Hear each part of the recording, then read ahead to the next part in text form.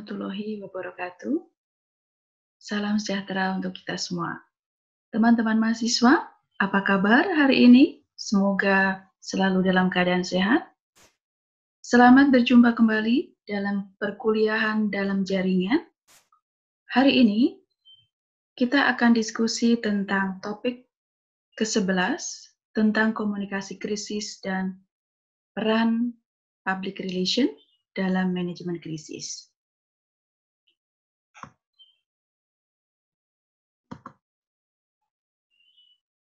Baik, tujuan pembelajaran dari bab ini adalah mahasiswa mampu menjelaskan pengertian krisis dan contohnya, mahasiswa mampu menguraikan tipe-tipe krisis dan tanggung jawab perusahaan terhadap krisis tersebut. Lalu yang ketiga, mahasiswa mampu menjelaskan peran PR dalam manajemen krisis. Dan yang keempat, mahasiswa mampu menjelaskan tahapan dalam manajemen krisis dan penerapan konsep AIMS dalam program atau dalam proses perencanaan komunikasi krisis. Baik, kita akan mulai dengan menjelaskan tipe-tipe krisis. Ada setidaknya 3 tipe krisis. Yang pertama adalah victim crisis, di mana stakeholder tidak meminta pertanggungjawaban dari perusahaan. Yang kedua, accident crisis. Nah, ini adalah kecelakaan, ya, krisis yang disebabkan oleh kecelakaan. Dan ini stakeholders meminta pertanggungjawaban perusahaan, tetapi mengerti bahwa kejadiannya tidak sengaja dan sulit untuk dicegah. Dan yang ketiga adalah preventable crisis, di mana stakeholder percaya bahwa perusahaan bersalah. Jadi ada unsur kesengajaan. Dan perusahaan harus bertanggung jawab sepenuhnya terhadap kerusakan dan dampak dari krisis tersebut. Oke, ini adalah secara matriks ya, the type of crisis and level of company responsibility. Oke, tadi sudah saya jelaskan di slide sebelumnya. Dan sebenarnya kalau terjadi krisis, situasi krisis, apa dampak yang ditimbulkan? Yang pertama adalah bad reputation. Dan bad reputation tersebut biasanya perusahaan, korporasi, institusi itu menjadi objek kritikan dan cemoohan masyarakat. Lalu bad reputation juga itu menyebabkan perusahaan mengalami kerugian yang besar. Nah, baik, dampak krisis yang berikutnya adalah abnormality. Nah, suatu kondisi krisis itu mengganggu kejadian atau kondisi normal. Dan yang ketiga, yang kedua dari bagian abnormality ini adalah mengancam hidup dan keberadaan perusahaan. Jadi kalau kondisi yang tidak normal ini berlangsung terus-menerus, maka sebenarnya dia akan mengalami kerugian dalam jangka panjang, bahkan mungkin akan terjadi penutupan perusahaan. Dan yang ketiga adalah kehilangan atau loss. Jadi hasil negatif biasanya ada yang mungkin juga berakibat pada korban, kematian, lalu kemudian luka, kerusakan properti, publisitas negatif tadi kita sudah sebutkan bahwa bad reputation juga masuk ke situ, lalu ada kerugian finansial dan kerusakan lingkungan. Oke, jadi ada setidaknya 3 dari dampak suatu kondisi krisis. Nah, bagaimana dalam menghadapi krisis tersebut? Jadi krisis adalah suatu kondisi yang disebabkan setidaknya ada 3 hal tadi. Oke, coba kita ulang dari awal. Nah, ini suatu kondisi krisis di mana itu adalah korban. Ya, mungkin suatu kejadian luar biasa yang perusahaannya sendiri sebagai korban. Lalu kemudian mungkin ada serangan dari musuh atau ada suatu kondisi kejadian alam yang tidak bisa kendalikan gitu ya. Yang kedua adalah kecelakaan dan yang ketiga adalah kesengajaan. Nah, dari tiga tipe krisis tersebut, bagaimana peranan PR dalam mengelola krisis? Nah, dalam hal ini, PR, Public Relation, bertugas membantu perusahaan, organisasi, ya, institusi dalam manajemen krisis dan dalam mengelola komunikasi krisis. Oke, apa itu manajemen krisis? Nah, ini menurut ahli, manajemen krisis adalah seperangkat faktor yang dirancang untuk menanggulangi krisis dan untuk mengurangi kerusakan aktual nyata ya yang ditimbulkan. Dan tujuan dari manajemen krisis ini adalah mencegah mengurangi dampak negatif dari sebuah krisis. Juga manajemen krisis ini berfungsi untuk melindungi penyusun atau ya pihak-pihak organisasi, industri, dan lingkungan dari lingkungan yang berbahaya. Oke, baik. Tahapan manajemen krisis ini ada 3. Yang pertama adalah pre-krisis, yang kemudian adalah yang kedua adalah respons, ya, krisis respon, dan ini adalah pada saat kejadian, dan yang ketiga adalah post-krisis. Jadi setelah krisis itu terjadi, apa yang harus dilakukan? Nah, dalam persiapan pre-krisis ya ini mungkin orang bertanya, kan kejadiannya belum ada, kok sudah direncanakan? Ya, ini adalah antisipasi terhadap kejadian krisis. Nah, seringkali kalau kita sudah mengalami beberapa krisis dan itu terjadi berulang, maka kemudian kita mempelajari bahwa kondisi itu mungkin ya harus disiapkan, diantisipasi. Nah, ini adalah membuat rencana manajemen krisis, jadi pihak-pihak mana yang harus disiapkan, lalu ditentukan, lalu melatih tim manajemen. Kemudian yang ketiga adalah mengadakan latihan rutin untuk menguji rencana. Lalu yang keempat adalah mengembangkan contoh ya, tanggapan terhadap berbagai tipe krisis. Jadi ini adalah tahap di mana antisipasi terhadap krisis sebelum terjadi atau sudah pernah terjadi lalu kemungkinan akan terjadi lagi, maka ini adalah dirancang untuk mengantisipasi krisis. Yang kedua adalah ketika benar-benar terjadi itu krisisnya, gimana cara menghadapinya. Yang pertama adalah yang harus dipastikan membantu korban dan memastikan keamanan publik. Nah, kalau misalnya kalau di kampus, siapa korbannya? Misalnya kalau krisis di kampus itu apa ya? Kira-kira misalnya server down gitu ya.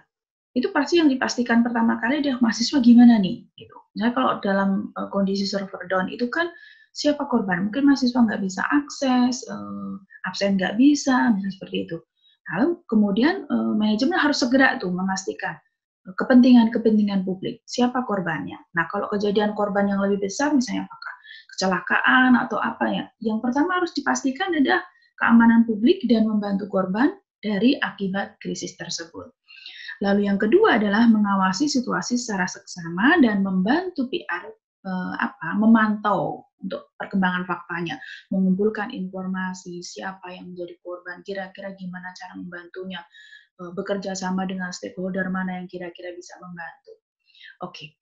Lalu yang ketiga adalah berkomunikasi secara cermat, akurat, dan konsisten melalui media. Jadi seringkali kan media pengen tahu ada apa ini, gimana, pengen diberitakan. Nah, dalam hal ini maka tanggapannya adalah memberikan informasi kepada media tentang apa yang terjadi dan sebaiknya memang tidak semua orang gitu. Jadi harus ada satu profesional yang memang menghadapi atau menangani komunikasi dengan media ini.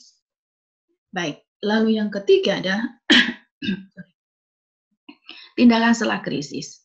Jadi memberi informasi kepada stakeholder, tindakan apa yang sudah dilakukan untuk memulihkan keadaan. Jadi seringkali orang bertanya, tadi pada saat kejadian lalu kemudian menceritakan, nah sesungguhnya yang terjadi apa. Nah setelah itu dilewati dan krisis sudah mulai membaik, biasanya orang juga pengen tahu, gimana sih korbannya sudah selamat belum, pemulihannya seperti apa. Nah itu biasanya kita akan memberikan informasi kepada stakeholder, kita sudah melakukan ini loh, yang sudah dilakukan adalah ini membantunya seperti ini. Nah, lalu kemudian mengupdate rencana manajemen krisis berdasarkan krisis yang terjadi. Jadi setelah itu apa kegiatan lanjutannya, dan kemudian bekerja sama dengan PR untuk memulihkan nama baik organisasi.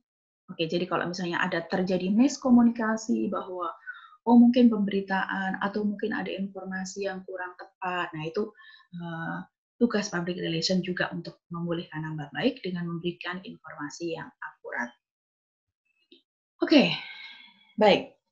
Tadi kita sudah bicara tentang tipe-tipe krisis, lalu kemudian PR membantu dalam manajemen krisis, lalu apa itu manajemen krisis? Tadi kita sudah lihat tahapannya, sebelum kejadian ada manajemen krisisnya, lalu kemudian yang pada saat kejadian apa yang dilakukan, dan setelah tindakannya apa. Kita akan bedakan apa sih komunikasi krisis dan krisis komunikasi. Nah, ini dua pengertian yang berbeda. Krisis komunikasi adalah masalah atau krisis yang terjadi dalam perusahaan yang disebabkan oleh unsur-unsur komunikasi. Misalnya karena pemberitaan negatif lalu berimbas pada bisnis perusahaan. Jadi, krisis yang terjadi karena informasi yang mungkin itu salah atau pemberitaan yang negatif tadi contohnya.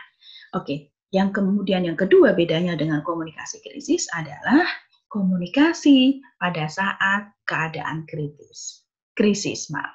Jadi komunikasi yang dilakukan pada saat krisis. Jadi kegiatan pemberitaan informasi, pemberian informasi untuk menjelaskan tentang terjadinya krisis, baik yang disebabkan oleh tadi ya, pertama mungkin bencana alam, jadi kita jadi korban, lalu yang kedua adalah gangguan teknis, kesalahan manusia atau kecelakaan, atau juga yang ketiga tadi adalah kesengajaan mungkin.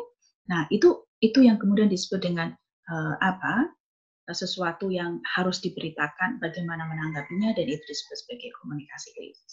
Komunikasi pada saat situasi krisis. Kalau krisis komunikasi adalah krisis yang disebabkan oleh masalah-masalah komunikasi. Beda ya? Oke. Baik, teman-teman mahasiswa, kita akan lanjutkan pada sub pokok bahasan berikutnya adalah bagaimana dengan konsep AIMS ini ya, AIMS ya.